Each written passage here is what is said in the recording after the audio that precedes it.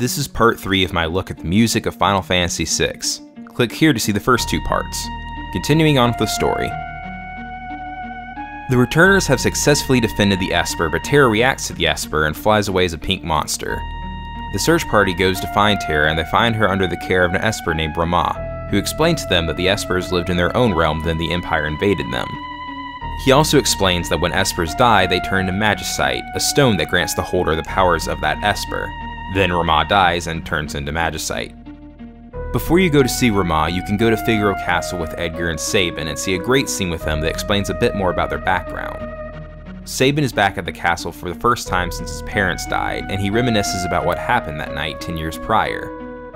Edgar and Sabin's father, the king, dies and divides the kingdom between the two of them. The brothers are both sick of being royalty and dealing with the Empire, but they realize if they both leave it would make things a lot worse off, so they determine who will be the next king by flipping a coin. Edgar becomes the king and Sabin goes off to train. During this scene, the game plays Coin Song.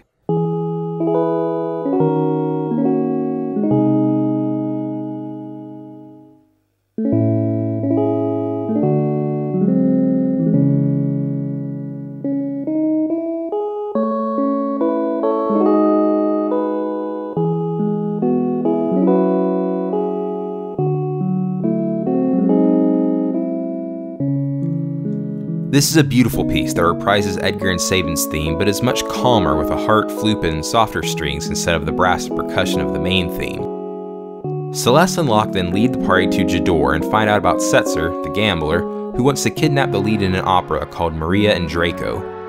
Setzer owns the only airship in the world, called the Blackjack, and the party needs it to go to the southern island where the other Espers are being held prisoner and being drained of their powers.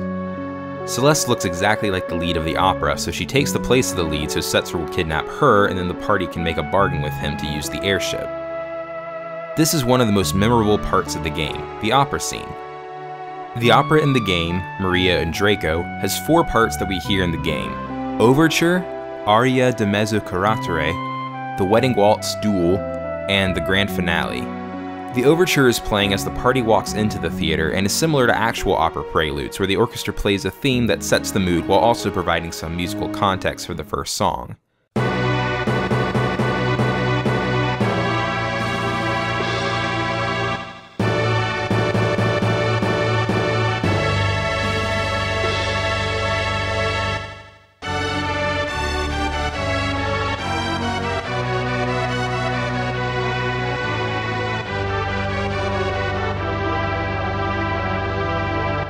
Draco sings the main theme for the opera, which is the basis for the next song, Aria de Mezzo Caraterre.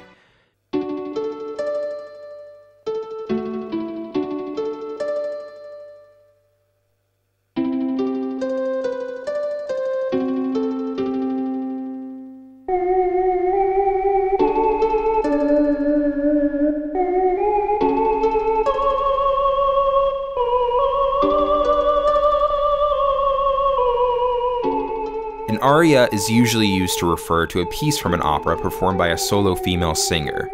The habanera from Carmen is probably the most famous aria. If you don't know it just from the name, look it up. Odds are good you've heard it.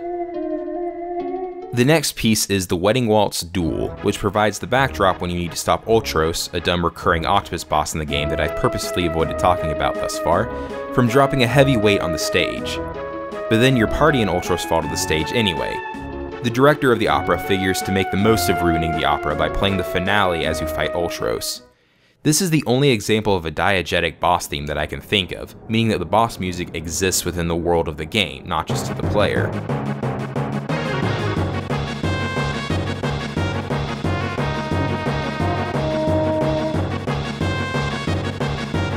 After you defeat Ultros, Setzer swings in and takes Celes. Here is where we hear Setzer's theme for the first time.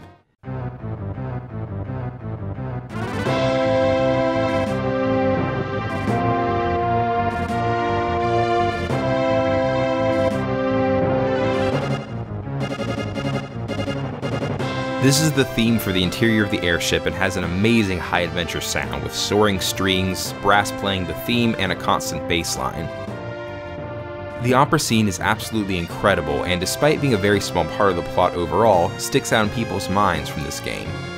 Almost all Final Fantasy games have a scene like this, a strange tangential section that serves as character development but doesn't really progress the story. I love this scene, and I'm glad that lots of other people do too, but there's still plenty of other game to talk about, so let's get back into it. The party convinces Setzer to help them out and goes to the Magitek Factory. They free the Espers, and by that I mean the Espers die, but they give the power to the party in the form of Magicite, and then the party gets out. But before that, Kefka comes in and says that the rumors of Celes being a spy for the Empire are true and makes Locke skeptical of her. Celes goes with the Empire and the rest of the party barely escapes. The party returns to Terra, where one of the Magicite, Modin, turns out to be her father. Terra regains her memory and finds out that she's half Esper. She rejoins the party and they go to the gate to the Esper's world to try to gain their help.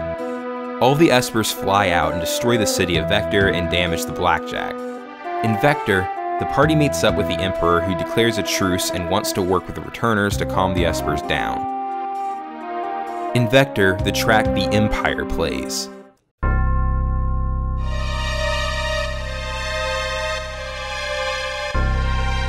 This has the troop theme, but even slower and more helpless sounding than Under Martial Law from before.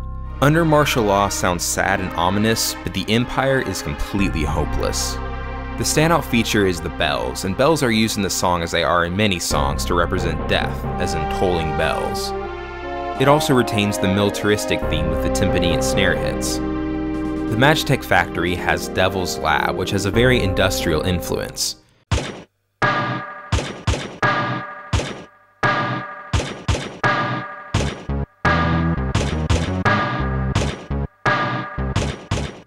The percussion sounds like machines, hammers, and metal clanking, and there's also a strange synth line that represents the technology at work in the factory. They eventually end up in Thamasa, where they meet Strago and Relm, who eventually join the group. The party goes to a cave and finds a group of Espers. The general of the Empire, Leo, agrees to a truce with the Espers, and pretty much everyone is okay with everyone else. Then Kefka shows up, kills the Espers, and when Leo tries to stop Kefka, Kefka kills Leo. Kefka then meets with the Emperor, who is lying the whole time and is still very much evil, and then they go to the Esper realm to find the Warring Triad, 3 goddesses that fought for dominance thousands of years ago and, when they saw their conflict was destroying the world, became statues that keep the world in balance.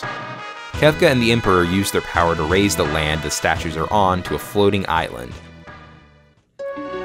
Before this section, Celes and Locke see each other, and Celes blows him off while he tries to apologize for not believing her. Here you hear Celes's theme, which has a reprisal of the aria she sings in the opera.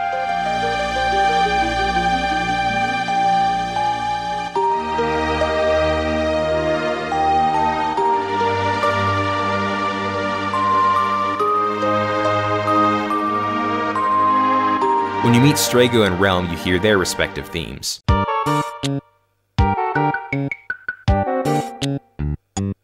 Strago's kind of a goofy sounding theme with an odd mixture of instruments, including an organ, flute, electric bass, and wood blocks. Relm fits with the innocence of Relm being a very young girl, but also has a kind of bagpipe sound to it.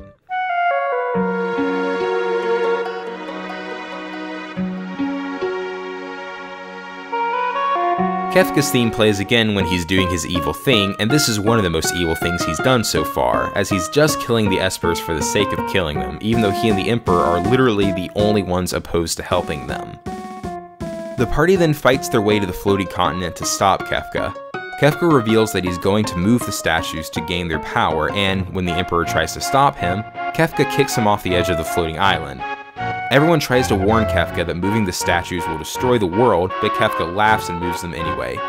The party escapes the island to the Blackjack, but because the statues are out of balance, the world goes out of balance and the continents shift. The Blackjack is destroyed, rivers turn inside out, and the world is just generally messed up.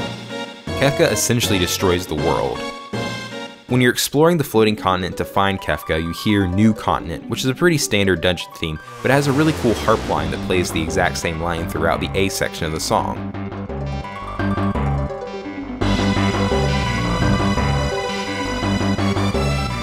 The big confrontation with Kefka and the Emperor plays Catastrophe, which has the Overwhelming Force theme as a basis.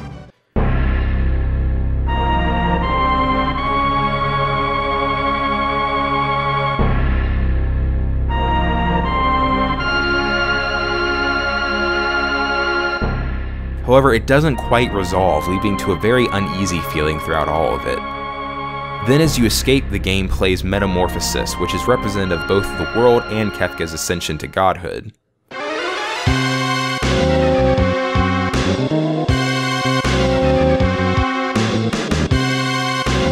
The song also has a twisted minor version of Terra's theme.